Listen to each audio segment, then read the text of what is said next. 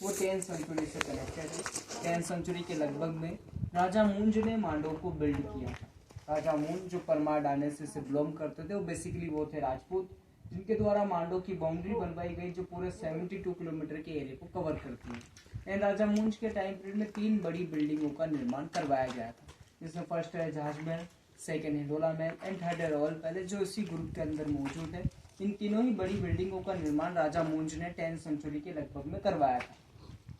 राजा मूंज के बाद आए थे राजा भोज।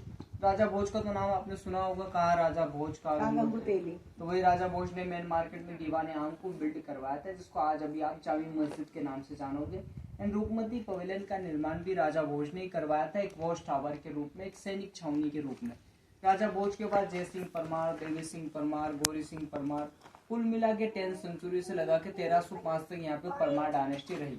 पर 1305 में दीवार खां गौरी ने मांडो पर अटैक करके मांडो को जीत लिया, तो वहां से स्टार्ट होती गौरी डायनेस्टी, जिसमें दीवार खां गौरी, होशिंग शाह गौरी एंड मोहम्मद शाह गौरी थे, जिनके टाइम पीरियड में किसी बिल्डिंग को तोड़ा नहीं गया पर मस्जिद एंड मकबरों में कन्वर्ट कर दिया गया। तो अभी आप जो मस्जिद एंड मकबरा विजिट करोगे, जो परमार डायनेस्टी में बिल्ड किया गया था शिव मंदिर के तौर पे या फिर दीवार आम के तौर पे, जो गौरियों के द्वारा कन्वर्ट कर दिया गया। पर गौरी शासन का आखिरी राजा था मोहम्मद शाह गौरी।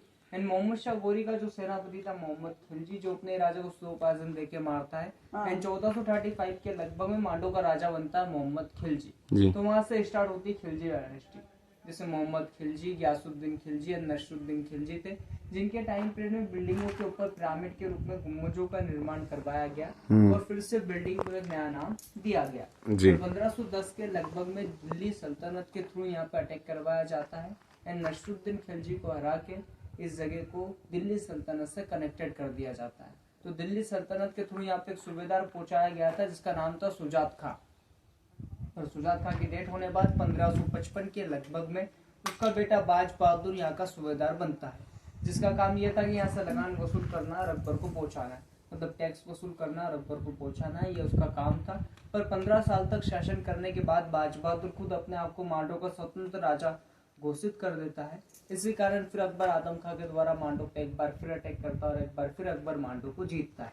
तो अकबर भी यहाँ पे 2 या 3 बार विजिट करने के लिए आया था अपनी बेगम जोधाबाई के साथ। और अकबर के बाद जहांगीर भी मांडो विजिट करने के लिए 2 बार आया था, एक तो 1617 में बेगम जोधाबाई के साथ, जी जो हमारी यहीं की थी वो जोधाबाई, उनके द्वारा नीलकंठ मंदिर का निर्माण भी करवाया गया।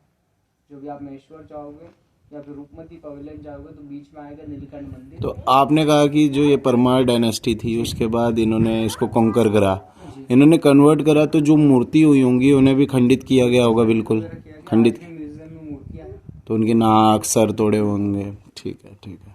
तो उनके बच्चे थे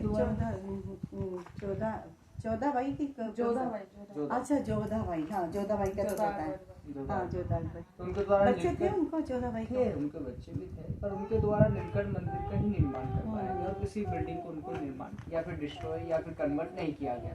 अकबर के बाद जहांगीर भी मांडो विजिट करने के लिए 2 बार आया था, एक तो 1617 में और सेकंड 1621 में अपनी बेगम नूर जहां के साथ। जब जहांगीर सेकंड टाइम 1621 के लगभग में मांडो विजिट करने के लिए आया था, उस टाइम मांडो की आबादी थी 12 लाख की, मतलब 12 लाख की पॉपुलेशन हुआ करती थी उस टाइम मांडो के अंदर। जहांगीर को मांडो विजिट करने के लिए 6 महीने का वक्त लगा था और जहांगीर के द्वारा बिल्डिंग के अंदर एंड बिल्डिंग के ऊपर वेजिटेबल कलर्स लगवाया गया, जो आज भी बिल्डिंग के अंदर देखे जा सकते हैं। जहांगीर मांडो विजिट करने के बाद मांडो को छोड़ के चला जाता है। उसके 2 या 3 साल बाद मतलब 1625 के लगभग में यहाँ पे एक बीमारी स्टार्ट होती है, जिसको बोलते हैं ब्लैक फीवर, काला बुखार, काला जार भी कहा जाता है, जिसके चलते उस टाइम 1625 के लगभग में ये बीमारी फैली थी, जिसके चलते हुए मांडो के अंदर जितनी भी आबादी थी आधे ज्यादा तो मांडो के अंदर ही मर जाती है, आधे ज्यादा मांडो को छोड़ के अलग अलग जगहों पे चली जाती है। तो 1625 से लगा के 1767 तक मांडो वीरान रहा था। यहाँ पे ना ही कोई कबीला था, ना ही कोई बस्ती थी, जिसके चलते हुए जितनी भी बिल्डिंगें थी वो आधे ज्यादा टूट चुकी है और आधी बची हुई है। तो भी आप जितनी भी बिल्डिंगें विजिट करोगे सिर्फ बिल्डिंग का आधा ही भाग है जो 100-150 सालों में बच गया। तो नागपुर में एक बाबा थे रघुनाथ दास बाबा, जिनको 1767 के लगभग में एक बार नहीं 1000 बार सपना आया कि मांडो के अंदर चतुर्भुज श्री राम जी की मूर्ति है। उस टाइम धार की रानी थी मीराबाई पवार एंड सुखूबाई पवार, मतलब पूरे मालवा को उस टाइम मराठों ने जीत लिया था। तो सबसे पहले वो मीराबाई पवार से अनुमति लेते, उसके बाद यहाँ पे आके गुलर के पेड़ के नीचे तलगर में खुदाई करवाते, जहाँ पे तलगर के अंदर चतुर्भुज श्री राम जी की मूर्ति निकलती है। राम जी के मंदिर का निर्माण मेन मार्केट में ही करवाया जाता है। उसके बाद से ही मांडव बसना वापस से स्टार्ट हुआ। अभी मांडव की आबादी 12 से 13,000 की। तो ये तो था मांडव का इतिहास। अब मैं आपको बिल्डिंग के बारे में बिल्डिंग के सामने ही समझाऊंगा। ठीक। आइए।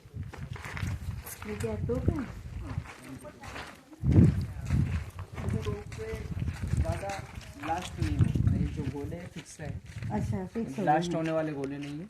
पहले तो